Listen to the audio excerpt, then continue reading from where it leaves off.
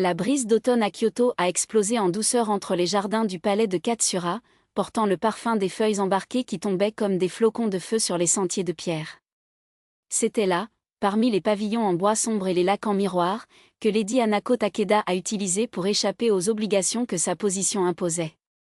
L'héritière de l'une des familles les plus traditionnelles du Japon, elle a porté le poids de siècles de tradition sur ses épaules, et le fardeau d'un mariage arrangé qui s'approchait du nombre incontournable. Cet après-midi, cependant, son refuge a été interrompu par un son inattendu, le rire contenu de quelqu'un qui a essayé sans succès de noyer son propre plaisir. Hanako se tourna et vit, quelque pas, une jeune fille à genoux sur le sol, avec les manches du kimono légèrement soulevées alors qu'elle dégageait une tache de thé sur son tapis. C'était Aya, la nouvelle femme de chambre de la maison, embauchée il y a seulement une semaine. Ses cheveux noirs, coincés dans un chignon mal aligné, se sont échappés dans des mèches rebelles, et ses yeux, grands, sombres et brillants, classaient Hanako avec un mélange de culpabilité et de défi. « Je demande le pardon, madame », a déclaré Aya, penchant la tête, mais sans se lever. Ce n'était pas mon intention de la déranger. Hanako la regarda pendant un long moment. Il y avait quelque chose dans cette fille qui l'a intriguée. Ce n'était pas seulement la beauté grossière, presque sauvage, ou la façon dont leurs doigts, agiles et précis, travaillaient avec l'élégance qui semblait trop naturelle pour un serviteur. C'était le manque de peur. Les autres femmes de chambre baissèrent les yeux, murmuraient, grinçaient. Aya, non. De quoi riez-vous ? Demanda Hanako, croisant ses bras sur sa poitrine. Aya hésita, mais un sourire a échappé à son authentique et irrévérencieux. Du chat de cuisine, madame. Il a essayé de voler un poisson dans l'assiette du chef et a fini par frapper sur lui-même. Maintenant, il est là, vous léchant tous fiers, comme si une bataille avait gagné. Hanako n'a pas pu éviter. Rire. Un son clair et cristallinement féminin qui résonnait à travers le jardin vide. Aya leva la tête, surprise, comme si elle ne s'attendait pas à cette réaction. Et c'est à ce moment, sous la lumière dorée du crépuscule, que quelque chose entre eux a changé. Dans les jours suivants, Hanako a commencé à chercher Aya. Pas évidemment, elle était la fille de samouraï, après tout, et avait été formée pour déguiser ses désirs. Mais j'ai passé plus de temps dans les couloirs de cuisine, où Aya travaillait, ou dans les jardins, où la jeune femme récoltait les herbes au thé. Une fois, elle l'a trouvée assise près du lac, ses pieds nus dans l'eau froide, les yeux se fermaient tandis que le vent jouait avec ses brins en vrac. « N'as-tu pas peur d'être vue comme ça ?» demanda Hanako, approchant en silence. Aya ouvrit les yeux, mais n'a pas bougé. « Peur de quoi, madame ? Pour mouiller les manches du kimono ?» Elle sourit, malicieusement. « J'ai l'habitude de laver les vêtements. » Hanako était assis à côté de lui, faisant attention de ne pas salir la soie de son propre kimono. « Ce n'est pas ce que je voulais dire. »« Je sais, » a déclaré Aya, baissant la voix. « Mais tu sais aussi que je ne peux pas dire ce que je pense vraiment. » Alors déaltère Hanako, tournant son visage pour lui. « Ici, maintenant. Il n'y a personne pour nous entendre. » Aya prit une profonde inspiration, comme si elle plongeait dans des eaux profondes. « Je pense que vous êtes la personne la plus solitaire que j'ai jamais rencontrée, » a-t-il finalement dit. « Et que, malgré tout ce palais, toute cette richesse, vous n'avez personne qui le voit vraiment. » Hanako sentit son cœur battre plus vite. Personne n'avait jamais osé lui parler comme ça. « Et toi ?» demanda-t-il, sa voix presque un murmure. « Tu me vois ?» Aya n'a pas répondu avec des mots. Au lieu de cela, il tendit la main et jouait légèrement à l'arrière des doigts de Hanako. Un geste rapide, presque imperceptible, mais chargé d'intimité qui a brûlé le feu. « Oui, dit-elle. Je vois. » Les semaines se sont écoulées et ce qui a commencé comme des regards furtifs et des touches accidentelles s'est transformé en quelque chose de plus profond. Ils ont trouvé des moyens d'être ensemble sans attirer l'attention. Hanako avait besoin d'aide pour choisir kimono, et Aya était la seule à savoir comment ajuster parfaitement les pistes. Hanako a perdu dans les jardins, et Aya est apparue, comme par hasard, avec une tasse de thé chaud. La nuit, lorsque le palais s'est endormi, ils étaient dans la bibliothèque, où Hanako a lu des poèmes à voix basse alors qu'Aya écoutait, ses yeux fermés, comme si chaque mot était une caresse. « Avez-vous déjà pensé à fuir ?» a demandé Aya. Une aube, tandis que la pluie frappe doucement les fenêtres du papier. Hanako la regarda, surprise. S'échapper ? Où ? N'importe où. Loin d'ici. Loin des règles, des mariages arrangés, des attentes. Hanako rit, amèrement. Et comment survivrions-nous ? Vous êtes un serviteur, Aya. Je suis une héritière. Nous n'avons pas d'argent, nous n'avons aucune compétence autre que ceux qui nous sont imposés. Je peux cuisiner, a déclaré Aya, têtue. Et vous savez lire et écrire mieux que n'importe quel homme de cette maison. Nous pouvons trouver un moyen. Hanako voulait le croire. Je voulais, plus que tout, prendre la main d'Aya et courir, sans regarder en arrière. Mais la peur l'a paralysée. Mon père ne nous quitterait jamais, murmura-t-il. Il a des hommes, des connexions, de la puissance. Nous rencontrerait. Aya s'approcha jusqu'à ce que ses genoux touchent celui de Hanako. Alors il ne nous trouve pas, murmura-t-il.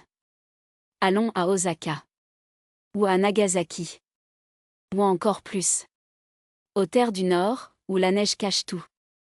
Hanako ferma les yeux, sentant la chaleur du corps d'Aya si près de la sienne.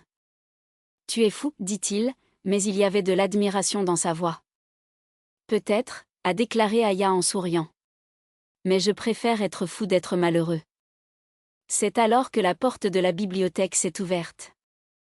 Ils ont tous deux déménagé instantanément, comme s'ils avaient été brûlés. À l'entrée, immeuble en tant que statue, se trouvait Lord Takeda, le père de Hanako.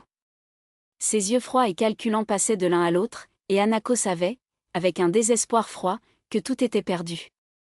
Papa, dit-il, se levant, ses mains tremblantes. J'étais étudiant. Étudier, répéta Lord Takeda, la voix tranchante comme une lame. Avec le serviteur. Aya baissa la tête, mais pas avec soumission. En colère. C'était ma faute, monseigneur, dit-il fermement. Madame Hanako était seule et j'ai proposé de l'accompagner. Lord Takeda l'ignora, gardant ses yeux fixés sur Hanako. Vous embarrassez cette famille, a-t-il dit doucement. Demain, le marié arrivera. Et vous épousera, comme cela a été convenu. Quant à vous, il a finalement regardé Aya, sera licencié à l'aube. Et s'ils se réunissent, je la ferai disparaître. Hanako a senti le monde s'effondrer. Elle ouvrit la bouche pour protester, pour mendier, mais aucun mot n'est sorti. Aya, cependant, ne s'est pas silencieux. Tu es un lâche, dit-il en levant le menton. Cachez-vous derrière des titres et des traditions, mais vous n'avez pas le courage de laisser votre fille être heureuse. Lord Takeda s'est déplacé si vite que Hanako avait à peine le temps de réagir. Son bras coupe l'air et le son de la gifle résonna à travers la pièce. Aya est tombée au sol, sa main sur son visage, des yeux larges. Cria Hanako, se jetant entre eux, mais son père se retirait déjà, la porte frappant sur lui avec un accident final. Aya, Hanako s'agenouilla à côté d'elle, ses mains tremblantes. Mon Dieu, Aya. Aya a touché ses lèvres, où un filet de sang commençait à apparaître. Il ne me tuera pas, a-t-il dit en riant sans joie. Tu as besoin de moi pour te faire peur. Hanako la serra étroitement, sentant son corps trembler. Je ne le laisserai pas faire ça, jura-t-il. Je ne me marie pas. Je ne te perdrai pas. Aya tenait son visage dans ses mains, la forçant à regarder dans ses yeux. Alors ne le manquez pas, dit-il intensément. Si vous voulez vous échapper, fuyons. Maintenant. Ce soir. Avant qu'il ne soit trop tard. Hanako regarda la fenêtre, où la pleine lune illumina le jardin comme un chemin d'argent. Comment ? Demanda-t-il, sa voix cassée. Aya a souri malgré la douleur. Tu me fais confiance ? Hanako n'a pas hésité. Oui. Une demi-heure plus tard, les deux étaient à l'extérieur des murs du palais, enveloppés de couvertures sombres, les visages cachés par des châles. Aya avait volé 2 bourses avec une cuisine, et Hanako portait un petit coffre avec des bijoux qu'il avait réussi à obtenir du coffre-fort de sa mère. Ils ont marché silencieusement dans les rues désertes de Kyoto, les marches noyées par la terre humide, jusqu'à ce qu'ils atteignent les écuries où les chevaux du palais étaient gardés. « Savez-vous comment assembler ?» demanda Hanako, regardant les animaux nerveux. « Non, » a admis Aya. « Mais j'apprends vite. » Ils ont choisi 2 chevaux doux, nous ont précipités et sont partis dans le nord, après la route qui a conduit aux montagnes. La nuit était froide, mais la peur les a gardés au chaud. Pendant des heures, ils sont montés sans arrêt jusqu'à ce que le ciel commence à éclaircir et que les premiers rayons de soleil touchent les cimes à la cime. « Je pense que nous pouvons nous arrêter ici, » a déclaré Aya, pointant vers une clairière proche d'un riac. « Oh. Les chevaux ont besoin de se reposer. » Hanako a démantelé, ses jambes tremblantes et est tombée dans l'herbe douce. Aya était assise à côté d'elle, lui offrant un morceau de pain sec. « Ce n'est pas un banquet, » a-t-il dit avec un sourire fatigué. « Mais c'est à nous. » Hanako mangeait en silence, regardant le visage d'Aya à la lumière du jour. Il y avait une coupure sur sa joue, où la bague de son père l'avait frappée, et ses mains étaient sales avec la terre et la sueur. Même ainsi, elle ne l'a jamais vue si belle. « Que allons-nous faire maintenant ?» a-t-il demandé enfin. Aya était allongée sur l'herbe, posant sa tête sur les genoux de Hanako. « Vivre, dit-il simple. Trouvons un endroit où personne ne connaît nos noms. Où nous pouvons être qui nous voulons. » Hanako passa ses doigts dans les cheveux d'Aya, ressentant le poids de la liberté pour la première fois. « Et si cela ne fonctionne pas ?» murmurait. Aya ferma les yeux, souriant. « Alors nous aurons tenté. Et c'est plus que la plupart des gens. » Ils sont restés comme ça pendant longtemps, écoutant le son de l'eau coulant et le coin des oiseaux. Lorsque le soleil était déjà grand, Aya s'est assis, secouant l'herbe des vêtements. « Nous devons suivre, » a-t-il déclaré. « Plus nous sommes au crépuscule, mieux c'est. » Hanako hocha la tête, mais quand ils étaient sur le point de monter, Aya la tenait par le bras. « Attendez, dit-il, sortant quelque chose de sa poche. C'était une petite enveloppe de papier, jaunie par le temps. « Qu'est-ce que c'est ?» demanda Hanako. « Une lettre, » a déclaré Aya en lui tendant. « Ma mère m'a écrit avant ma mort. Je ne l'ai jamais ouvert. Mais je pense qu'il est temps maintenant. » Hanako a observé que Aya brisait le seau de cire et déplia soigneusement le papier. Ses yeux se déplaçaient rapidement sur les lignes, puis s'arrêtèrent. Une larme coulait sur son visage, suivie d'un autre. « Aya » appelait Hanako inquiet. Aya a avalé dur. Elle dit. « J'ai toujours su que j'étais différent. Qu'il n'y avait rien de mal à être qui j'étais. Et que si je trouvais une fois quelqu'un qui me rendait heureux, je devrais saisir ce bonheur avec les 2 mains, peu importe ce que les autres ont dit. » Hanako sentit ses yeux brûler. « Elle était sage, » murmura-t-elle. Aya a gardé la lettre dans sa poche près du cœur. « Allez, dit-il en montant sur son cheval. Nous avons encore un long chemin à parcourir. » Et donc, côte à côte, ils ont continué, vers un avenir qui n'avait aucun nom, mais pour la première fois ne leur appartenait. Le vent se coupe en douceur entre les arbres, portant l'odeur de la terre mouillée et des feuilles séchées. Les sabots des chevaux ont fait un rythme constant sur le sol, comme s'ils le guident quelque part au-delà de ces champs infinis. Hanako a regardé Aya de son œil, remarquant ses doigts de temps en temps, ils ont touché la lettre de sa mère. C'était comme si elle avait besoin de s'assurer que ces mots étaient toujours là, intacts, réels. « Pensez-vous qu'elle savait ?» demanda Hanako après un long silence, la voix basse, presque avalée par le bruit de la nature autour. Aya n'a pas eu à demander quoi. Il savait exactement à quoi elle faisait référence.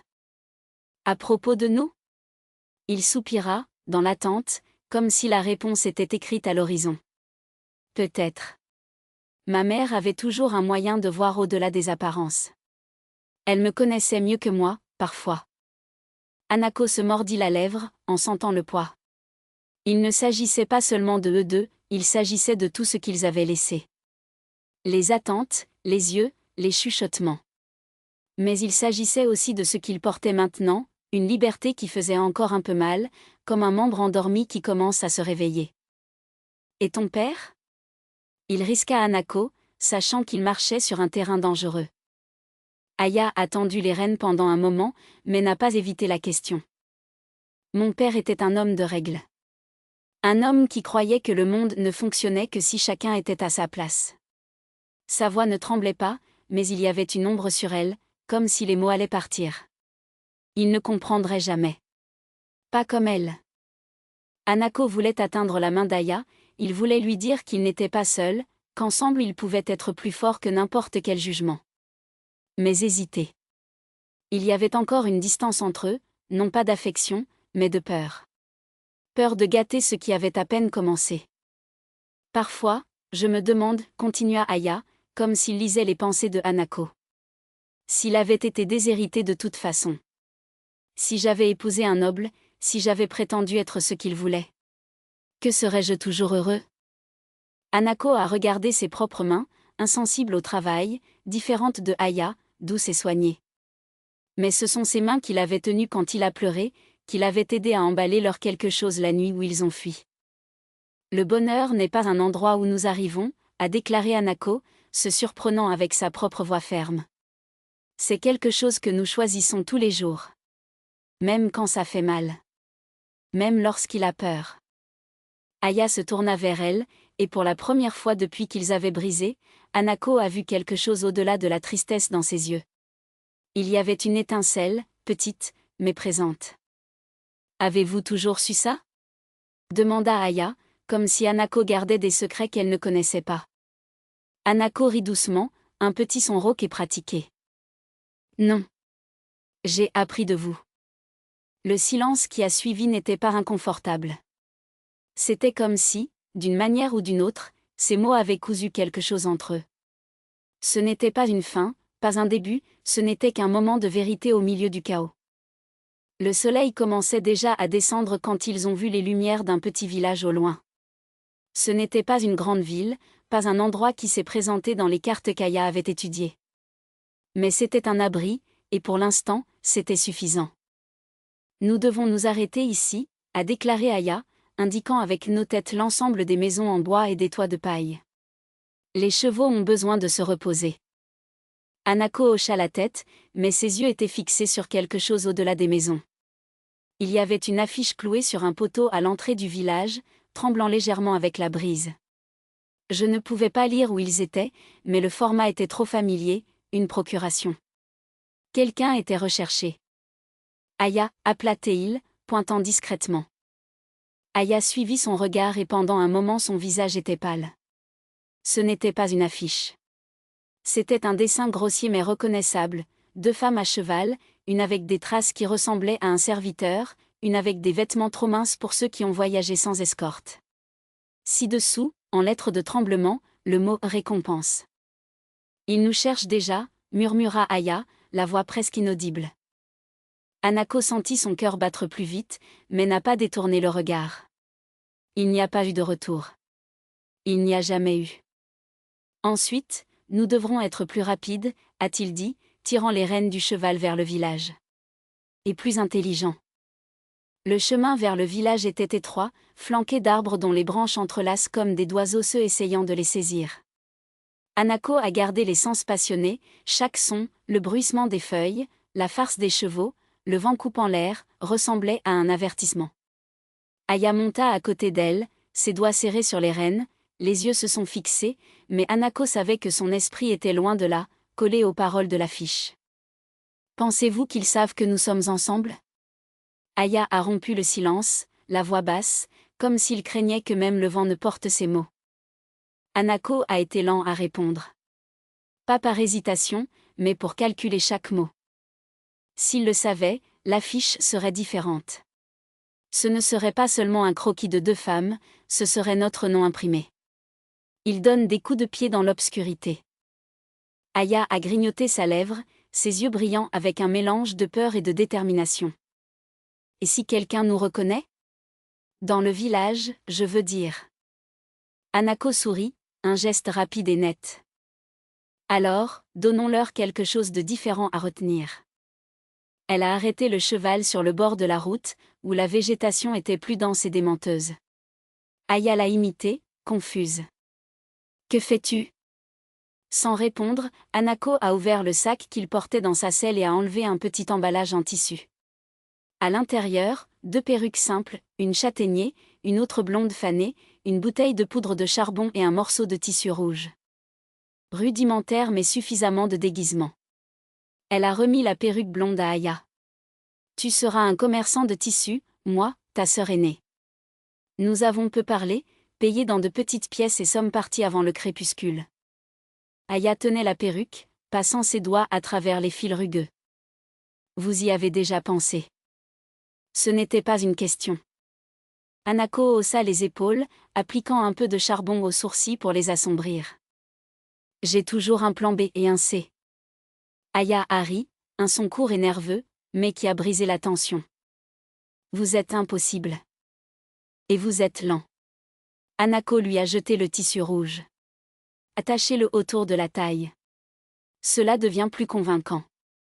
Alors qu'il se tournait sur le bord de la route, Hanako a regardé Aya dans le coin de l'œil.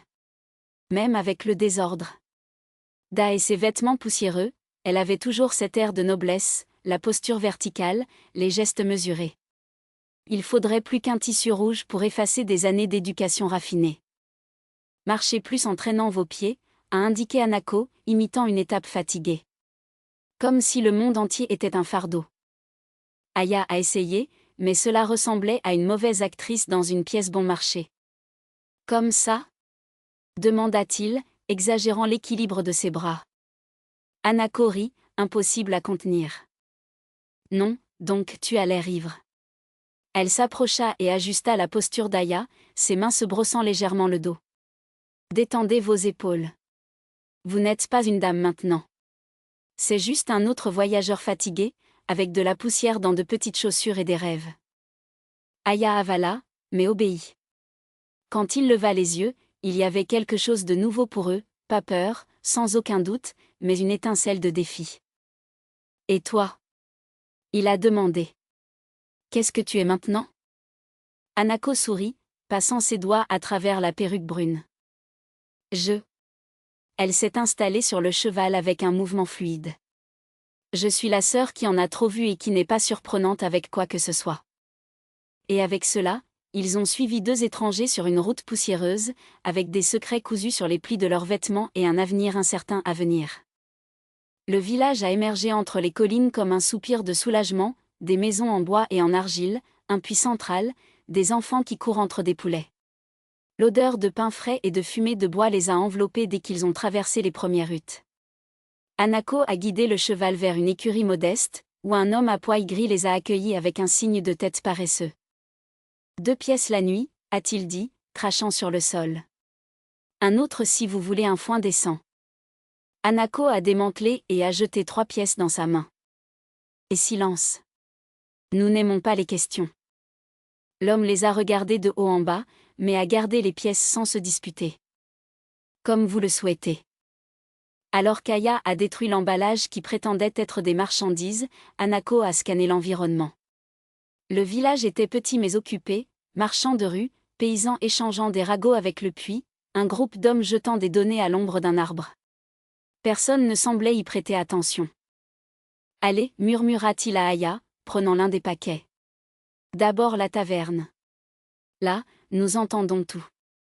Aya l'a suivi, les pas plus lourds, comme enseigné. Mais quand ils ont traversé un groupe de femmes qui ont lavé des vêtements dans la rivière, l'un d'eux a levé les yeux et les a regardés pendant une seconde au besoin. Hanako a ressenti un froid. Ne regarde pas en arrière, murmura-t-il, sans bouger ses lèvres. Quoi? Aya a essayé de déguiser sa préoccupation, mais sa voix trembla. Rien. Seulement. Dépêchez-vous. Ils sont entrés dans la taverne, un endroit sombre et sentant la bière aigre. Certains loups les ont accompagnés, mais personne ne s'est levé. Hanako a choisi une table dans le coin, où il pouvait voir la porte et la majeure partie de la salle. 2 bières, a-t-il demandé à un serviteur, jetant une pièce sur la table. La femme a pris l'argent avec un sourire tordu. Nourriture? Non. Juste la boisson. Lorsque le serviteur s'éloigna, Aya se pencha en avant. Hanako, je pense que cette femme a Rio. Je sais, coupe-t-il, baissant encore plus sa voix. Mais nous voici personne. Seules deux sœurs fatiguées de la route. Aya se mordit la lèvre, ses doigts jouant avec le bord du verre. Et si ce n'est pas suffisant? Hanako a tendu la main sous la table et a touché le sien, rapidement comme un secret. Nous avons donc improvisé. Parce qu'en fin de compte, c'est ce qu'ils ont toujours fait.